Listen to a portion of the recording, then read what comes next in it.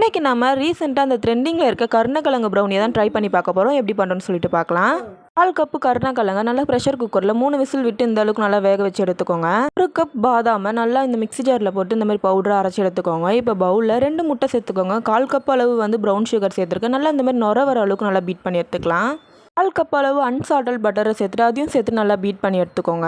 1/4 cup அளவு cocoa powder சேர்த்துக்கோங்க. 1 cup அளவு அரைச்ச பாதாம் பவுடரையும் சேர்த்துக்கலாம். கொஞ்சமாக இன்ஸ்டன்ட் காஃபி பவுடர் சேர்த்துக்கோங்க. கொஞ்சமாக பேக்கிங் சோடா, கொஞ்சமாக பேக்கிங் பவுடர் சேர்த்துக்கலாம்.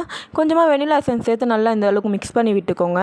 இப்போ இந்த அளவுக்கு நல்லா மிக்ஸ் பண்ணதுக்கப்புறம் வேக வச்ச கருணக்கிழங்கையும் சேர்த்து நல்லா இந்த மாதிரி மிக்ஸ் பண்ணி விட்டுக்கோங்க. இப்போ பேனில் சேர்த்துக்கோங்க.